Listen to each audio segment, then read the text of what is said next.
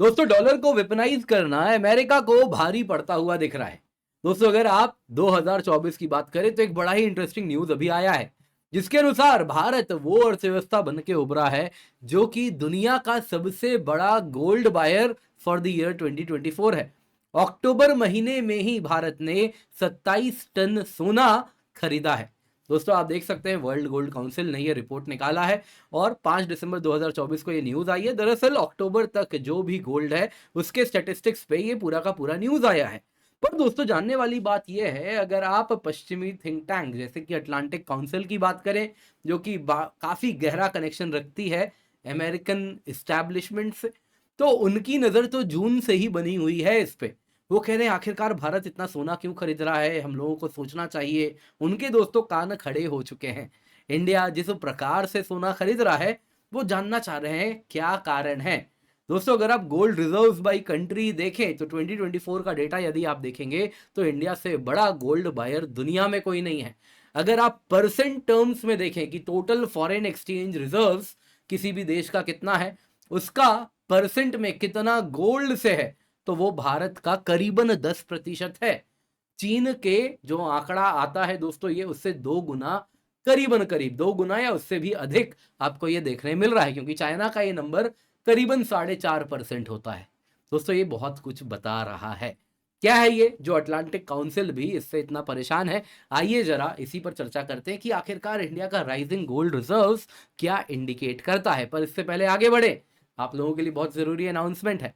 Unacademy प्रतिष्ठा दोस्तों epic celebration होने वाला है 10 दिसंबर को शाम को 7 बजे। आप सभी को जुड़ना है यूपीएससी अनस्टॉपेबल्स बाय अनअकैडमी, यानी ये चैनल जिसमें आप इस वक्त हमें सुन रहे हैं। अवश्य इसको जाके नोटिफाई कर दें, नीचे आपको लिंक दिख जाएगा हमारे इवेंट का, जल्दी से जाए जाके नोटिफाई करें, क्योंकि जब हम सेलिब्रेट कर रहे हैं तो हम नहीं चाहेंगे कि आप हमसे अछूते रह जाएं, क्योंकि आप हैं तो हम हैं, हमारा अस्तित्व आप पे निर्भर करता है। तो हमारे लाइफ का बहुत बड़ा इंपॉर्टेंट इवेंट है। अनअकैडमी के 9 वर्ष हो रहे हैं, तो आपके बिना ये हो नहीं सकता था, तो आपको जुड़ना अनिवार्य है। जल्दी से जाए जाके जुड़े। दोस्तों इंडिया का जो world largest gold buyer in 2024 India उभर के आया है, तो ये अनप्रेसिडेंटेड राइज है। इतना ज्यादा सोना हमने 2024 में खरीदा है। ये कहीं ना कहीं बता रहा है कि gold as a tool emerge कर रहा है, कि जो डॉलर का वेपनाइजेशन हुआ है तो उसमें हम अपने बेट्स को हेज कर रहे हैं। ये इंडिया का पोटेंशियल एक साइलेंट डी डॉलराइजेशन स्ट्रेटेजी का ही नतीजा है। आप महीने के अनुसार देख सकते हैं जनवरी 2022 से अक्टूबर 2024 तक किस महीने में कितना गोल्ड परचेज हुआ है। जो पर्पल कलर में देख रहे हैं, आप देख रहे हैं कितना गोल्ड बेचा गया है। तो ये टोटल सेंट्रल बैंक्स की बात हो रही है। तो अगर आप गोल्ड की बात करें तो ये कहीं ना कहीं ग्लोबली इस्तेमाल किया जाता है इन्फ्लेशन से बचने के लिए।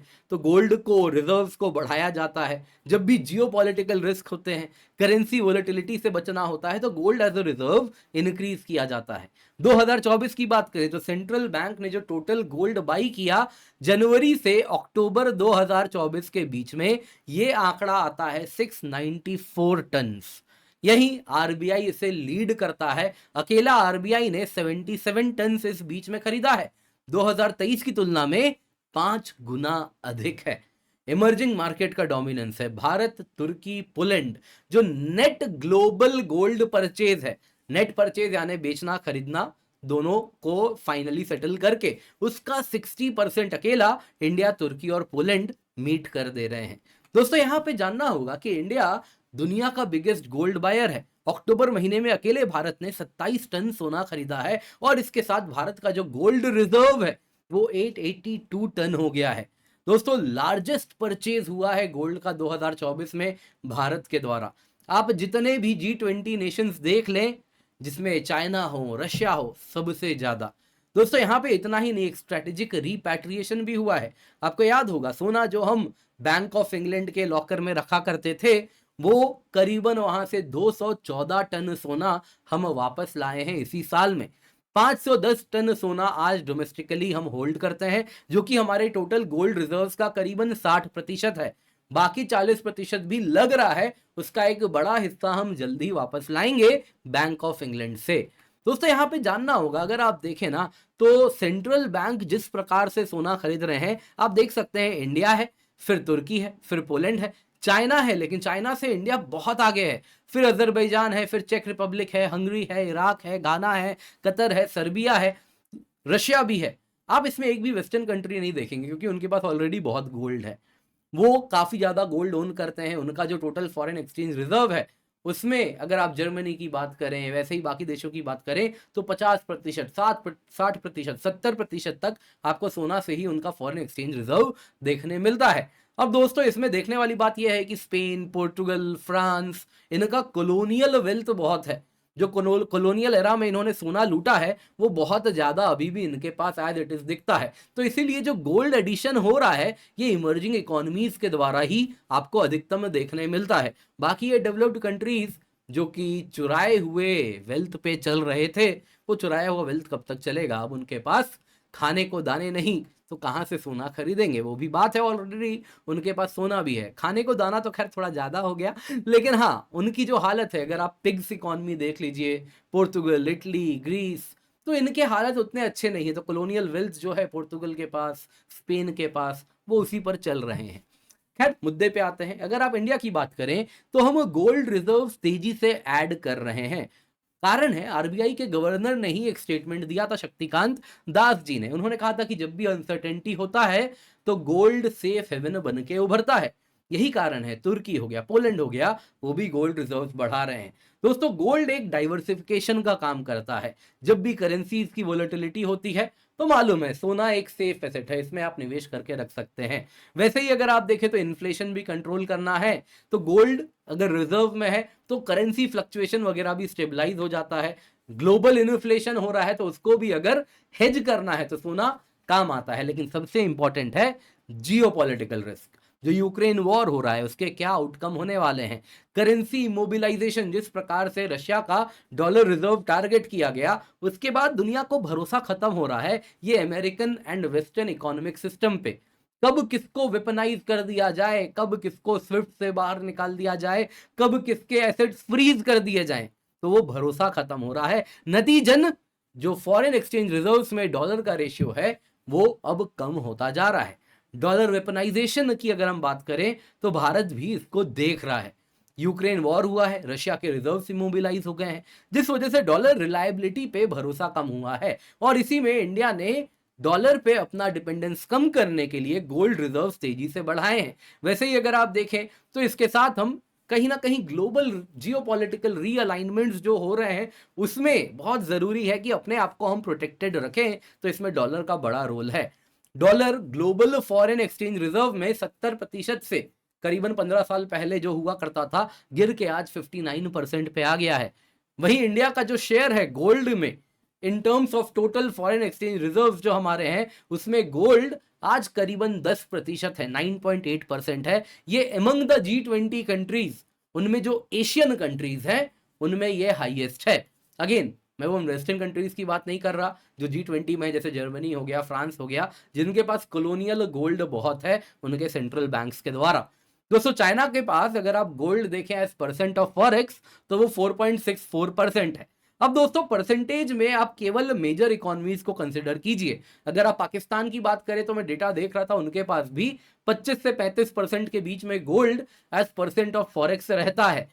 कारण क्या है? कारण है कि उनके पास फॉरेक्स ही नहीं है, बाकी कुछ। अब जो बचा है वो सोना बचा है। जिस दिन सोना भी गिरवी रख दिया, उस दिन अर्थव्यवस्था खत्म हो जाएगी। तो इसीलिए यहाँ पे हम मेजर इकोनॉमीज की ही बात करेंगे, जो कि एक इंडिकेटर है कि हाँ, हम कितना ज्यादा डी डॉलराइज कर रहे हैं। तो इसमें चाइना से अधिक भारत दिख रहा है आगे। यहाँ पे दोस्तों जानना होगा कि क्या भारत एक साइलेंट डी डॉलराइजेशन कर रहा है? जी हाँ, जैसा हमने बताया, गोल्ड एज रिजर्व परसेंटेज काफी तेजी से भारत के लिए अधिक है। Among all G20 Asian Nations ये भारत के लिए सबसे अधिक है। वहीं भारत ट्रेड डाइवर्सिफिकेशन भी कर रहा है, बाइलैटरल ट्रेड अग्रीमेंट साइन कर रहा है, जिसमें यूएस डॉलर का यूज नहीं हो रहा है, फिर वो रशिया के साथ हो, यूएई के साथ हो। रूपी बेस्ड ट्रेड मैकेनिज्म को बढ़ावा दे रहे हैं, श्रीलंका के साथ, मालदीव के साथ, सिंगापुर के साथ। यूपीआई को ग्लोबलाइज कर रहे हैं। नतीजन ये हो रहा है दोस्तों, ग्लोबल कंटेक्स्ट में भी, ब्रिक्स में भी बात तो उठती है कि डॉलर डोमिनेंस का ऑल्टरनेटिव चाहिए। लेकिन यहाँ पे एक ऑल्टरनेटिव करेंसी ना सही, लेकिन स्विफ्ट का ऑल्टरनेटिव बनाने की मांग हर देशों के द्वारा ब्रिक्स में की जा रही है। तो दोस्तों यहाँ पे ट्रम्प एरा में कुछ चैलेंजेस भी होंगे। देखिए डी डॉलराइजेशन की अगर आप बात करें, तो कहीं ना कहीं उसके बाद इकोनॉमिक प्रेशर होने वाला है उन देशों के ऊपर जो डी डॉलराइजेशन को परस्यू करेंगे, क्योंकि यूएस एक बात समझ रहा है कि उसकी हेजेमनी साख पर है। यदि डॉलर लोग लेना छोड़ देंगे तो कहीं ना कहीं उसकी जो पूरी अर्थव्यवस्था है, वो जो केवल डॉलर छापता है और उससे अर्थव्यवस्था चलाता है, उसके लिए बड़ी समस्याएं हो जाएंगी। और एक बार ये शुरू हो गया तो फिर रिपल इफेक्ट से बाकी इकोनॉमीज भी जल्दी डॉलर त्याग देंगे।